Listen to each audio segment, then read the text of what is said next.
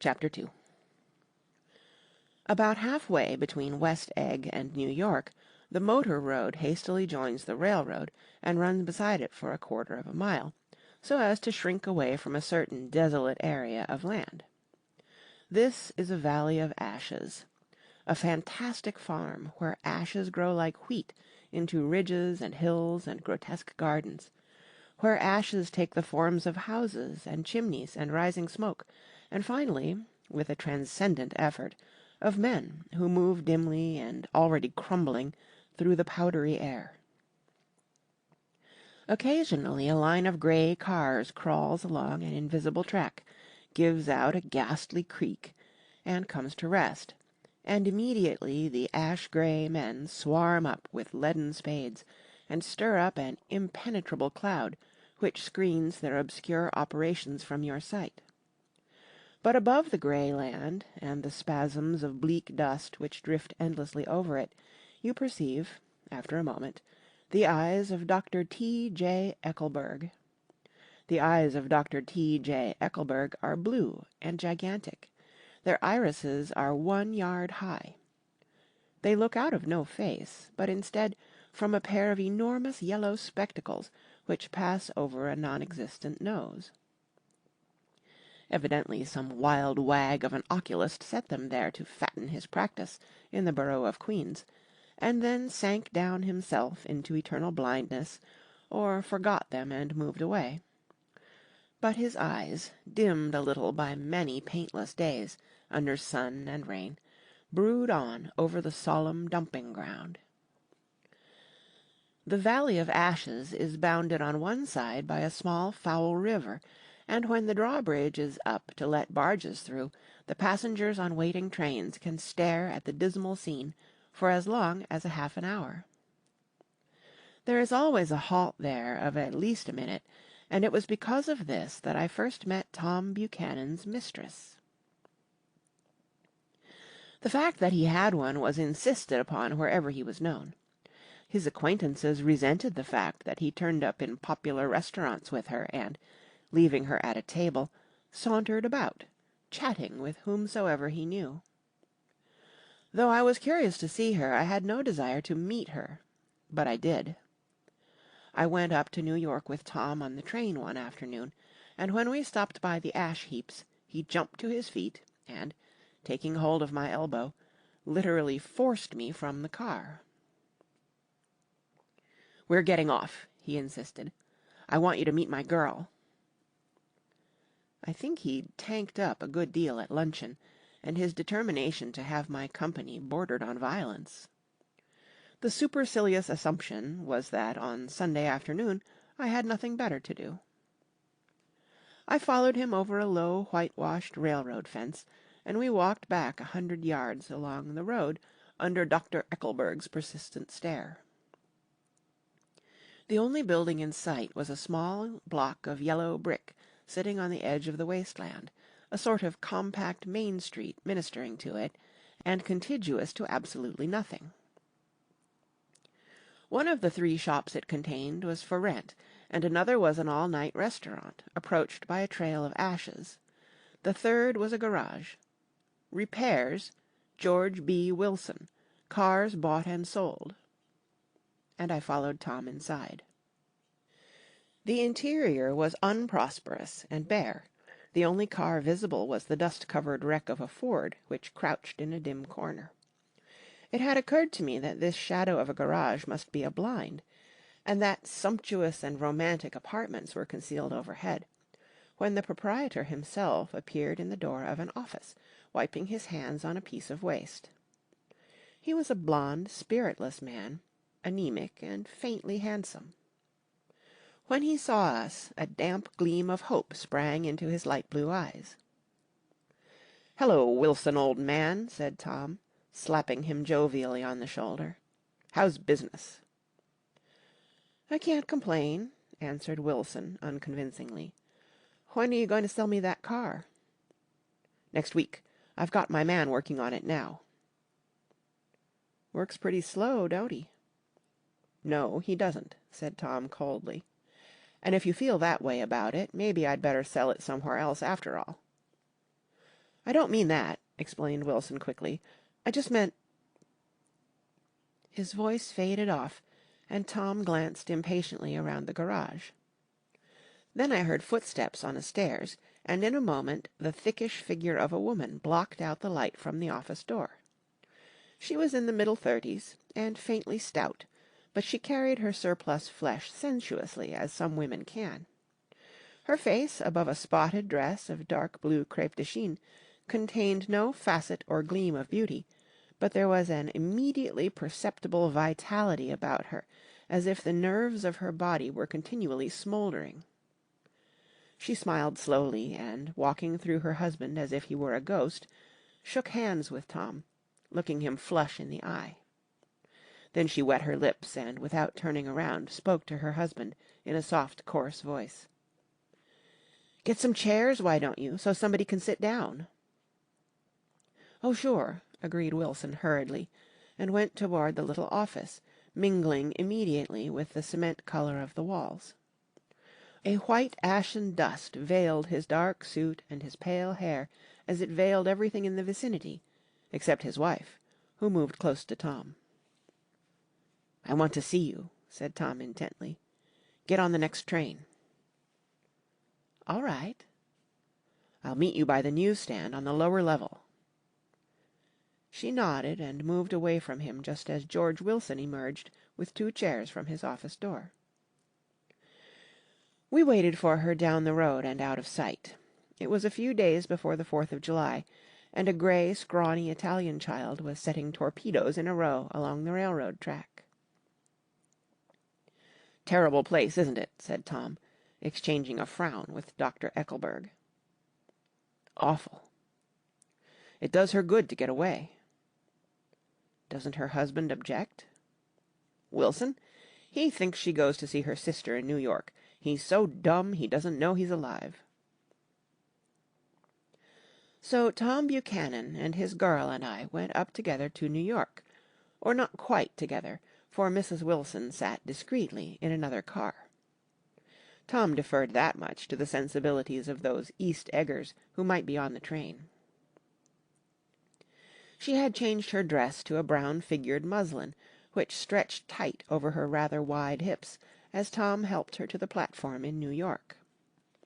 At the newsstand she bought a copy of Town Tattle and a moving picture magazine, and in the station drug-store some cold cream and a small flask of perfume. Upstairs, in the solemn, echoing drive, she let 4 taxicabs drive away before she selected a new one, lavender-colored with grey upholstery, and in this we slid out from the mass of the station into the glowing sunshine. But immediately she turned sharply from the window, and, leaning forward, tapped on the front glass. "I want to get one of those dogs," she said earnestly. "I want to get one for the apartment. They're nice to have, a dog." We backed up to a grey old man who bore an absurd resemblance to John D. Rockefeller. In a basket swung from his neck cowered a dozen very recent puppies of an indeterminate breed. "What kind are they?" asked Mrs. Wilson eagerly, as he came to the taxi window. "All kinds. What kind you want, lady?" "I'd like to get one of those police dogs. I don't suppose you got that kind." The man peered doubtfully into the basket, plunged in his hand, and drew one up, wriggling by the back of the neck. "That's no police dog," said Tom. "No, it's not exactly a police dog," said the man, with disappointment in his voice. "It's more of an Airedale." He passed his hand over the brown wash-rag of a back. "Look at that coat. Some coat. That's a dog that'll never bother you with catching cold." "I think it's cute," said Mrs. Wilson enthusiastically. "How much is it?" "That dog?" He looked at it admiringly. "That dog will cost you $10.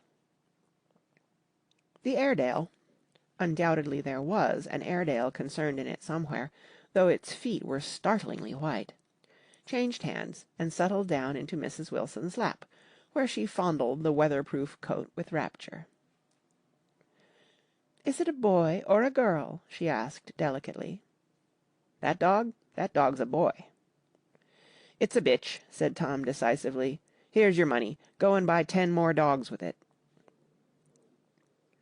We drove over to Fifth Avenue, so warm and soft, almost pastoral, on the summer Sunday afternoon that I wouldn't have been surprised to see a great flock of white sheep turn the corner.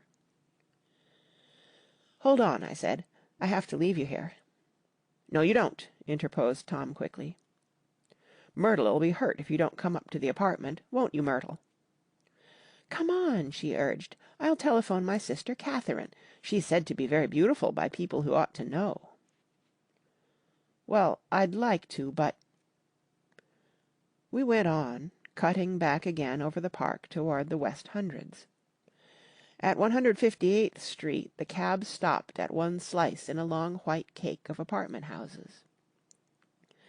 Throwing a regal homecoming glance around the neighborhood, Mrs. Wilson gathered up her dog and her other purchases and went haughtily in. "I'm going to have the McKees come up," she announced as we rose in the elevator. "And of course I got to call up my sister, too." The apartment was on the top floor. A small living room, a small dining room, a small bedroom, and a bath. The living room was crowded to the doors with a set of tapestried furniture entirely too large for it, so that to move about was to stumble continually over scenes of ladies swinging in the gardens of Versailles. The only picture was an over-enlarged photograph, apparently a hen sitting on a blurred rock. Looked at from a distance, however, the hen resolved itself into a bonnet, and the countenance of a stout old lady beamed down into the room. Several old copies of Town Tattle lay on the table, together with a copy of Simon Called Peter, and some of the small scandal magazines of Broadway. Mrs. Wilson was first concerned with the dog.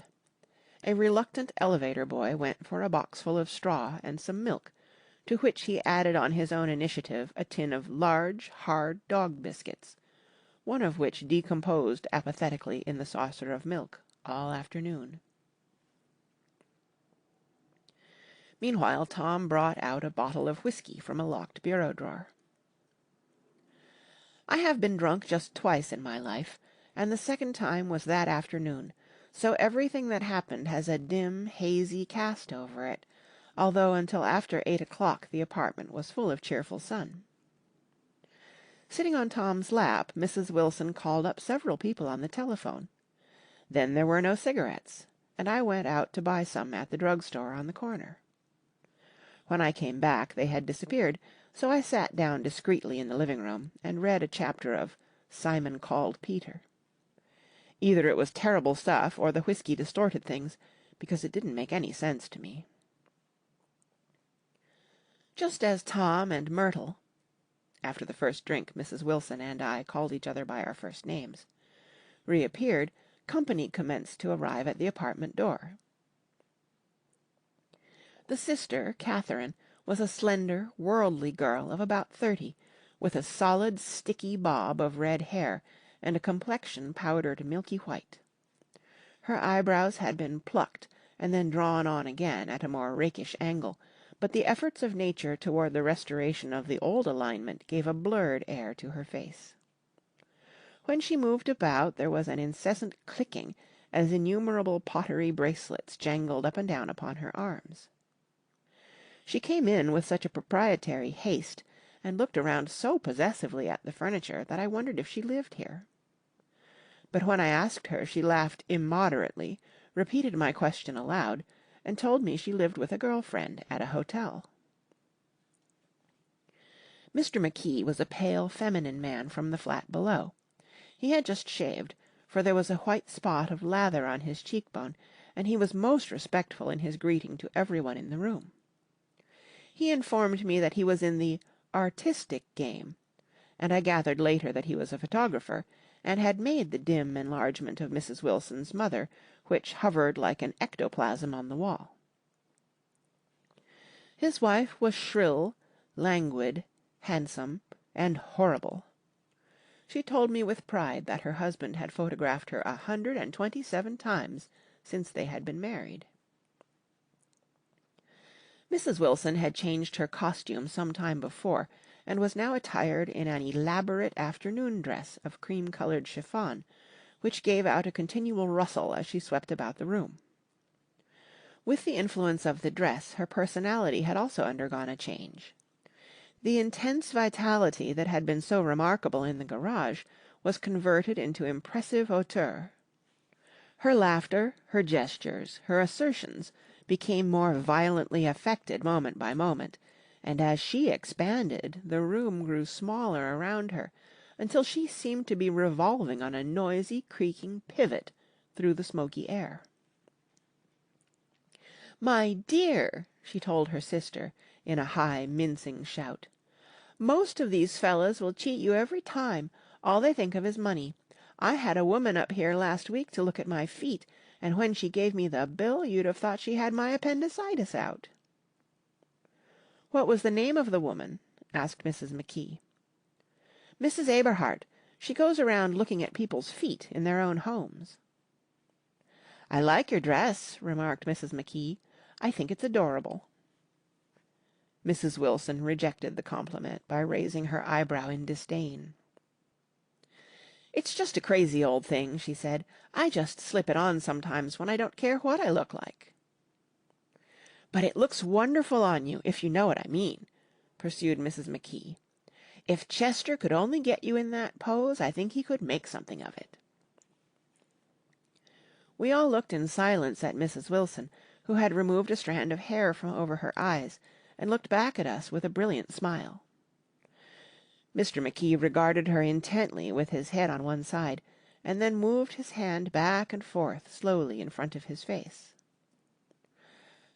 "I should change the light," he said after a moment. "I'd like to bring out the modelling of the features, and I'd try to get hold of all the back hair." "I wouldn't think of changing the light," cried Mrs. McKee. "I think it's—" Her husband said, "Shh!"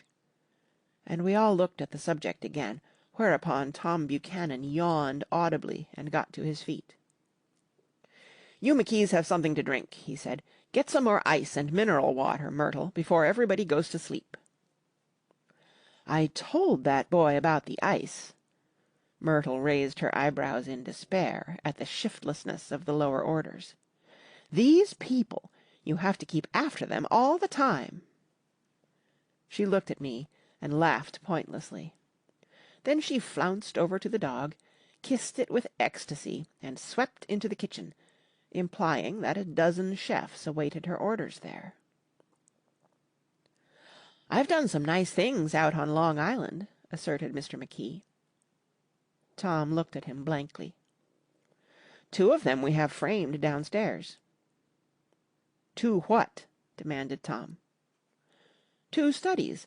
One of them I call Montauk Point, the Gulls, and the other I call Montauk Point, the Sea."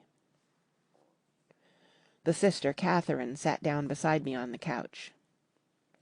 "Do you live down on Long Island, too?" she inquired. "I live at West Egg." "Really? I was down there at a party about a month ago, at a man named Gatsby's. Do you know him?" "I live next door to him." "Well, they say he's a nephew or a cousin of Kaiser Wilhelm's. That's where all his money comes from." "Really?" She nodded. "I'm scared of him. I'd hate to have him get anything on me." This absorbing information about my neighbour was interrupted by Mrs. McKee's pointing suddenly at Catherine. "Chester, I think you could do something with her," she broke out, but Mr. McKee only nodded in a bored way, and turned his attention to Tom. "I'd like to do more work on Long Island if I could get the entry. All I ask is that they should give me a start." "Ask Myrtle," said Tom, breaking into a short shout of laughter as Mrs. Wilson entered with a tray. "She'll give you a letter of introduction, won't you, Myrtle?" "Do what?" she asked, startled. "You'll give McKee a letter of introduction to your husband, so he can do some studies of him." His lips moved silently for a moment as he invented. "George B. Wilson at the gasoline pump," or something like that. Catherine leaned close to me and whispered in my ear. Neither of them can stand the person they're married to. Can't they? Can't stand them. She looked at Myrtle and then at Tom. What I say is, why go on living with them if they can't stand them? If I was them, I'd get a divorce and get married to each other right away. Doesn't she like Wilson either? The answer to this was unexpected. It came from Myrtle, who had overheard the question, and it was violent and obscene. "You see," cried Catherine triumphantly. She lowered her voice again. "It's really his wife that's keeping them apart. She's a Catholic, and they don't believe in divorce." Daisy was not a Catholic, and I was a little shocked at the elaborateness of the lie. "When they do get married," continued Catherine, "they're going west to live for a while until it blows over." "It'd be more discreet to go to Europe." "Oh, do you like Europe?" she exclaimed surprisingly. "I just got back from Monte Carlo." "Really?" "Just last year. I went over there with another girl." "Stay long?" "No, we just went to Monte Carlo and back. We went by way of Marseille. We had over $1,200 when we started, but we got gypped out of it all in 2 days in the private rooms. We had an awful time getting back, I can tell you. God, how I hated that town."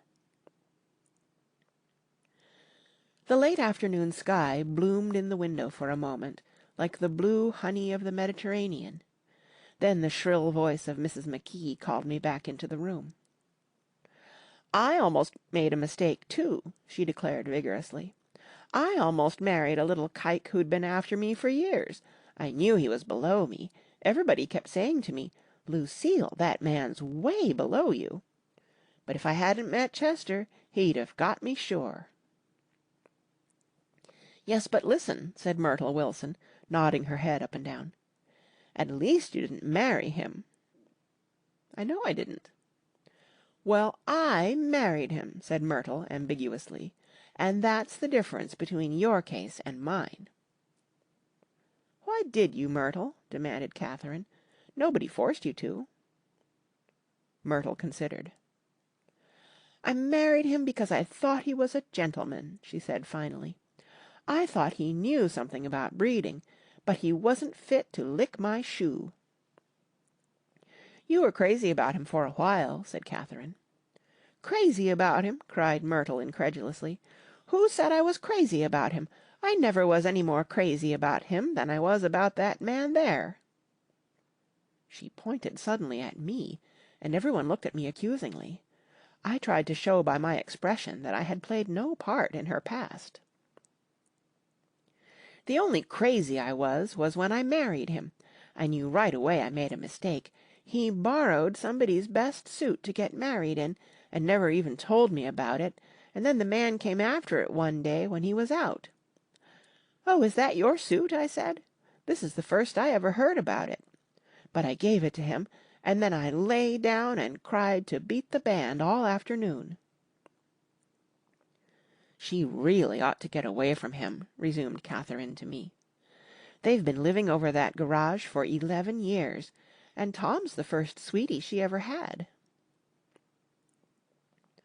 The bottle of whiskey, a second one, was now in constant demand by all present, excepting Catherine, who "felt just as good on nothing at all." Tom rang for the janitor, and sent him for some celebrated sandwiches, which were a complete supper in themselves. I wanted to get out and walk southward toward the park through the soft twilight, but each time I tried to go I became entangled in some wild strident argument which pulled me back, as if with ropes, into my chair. Yet high over the city our line of yellow windows must have contributed their share of human secrecy to the casual watcher in the darkening streets, and I was him, too, looking up and wondering. I was within and without, simultaneously enchanted and repelled by the inexhaustible variety of life. Myrtle pulled her chair close to mine, and suddenly her warm breath poured over me the story of her first meeting with Tom. It was on the two little seats facing each other that are always the last ones left on the train. I was going up to New York to see my sister and spend the night. He had on a dress suit and patent leather shoes, and I couldn't keep my eyes off him, but every time he looked at me I had to pretend to be looking at the advertisement over his head. When we came into the station he was next to me, and his white shirt front pressed against my arm, and so I told him I'd have to call a policeman, but he knew I lied. I was so excited that when I got into a taxi with him, I didn't hardly know I wasn't getting into a subway train. All I kept thinking about over and over was, "You can't live forever, you can't live forever." She turned to Mrs. McKee, and the room rang full of her artificial laughter.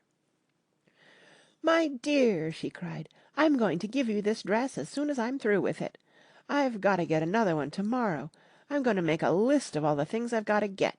A massage, and a wave, and a collar for the dog, and one of those cute little ashtrays where you touch a spring, and a wreath with a black silk bow for my mother's grave that'll last all summer.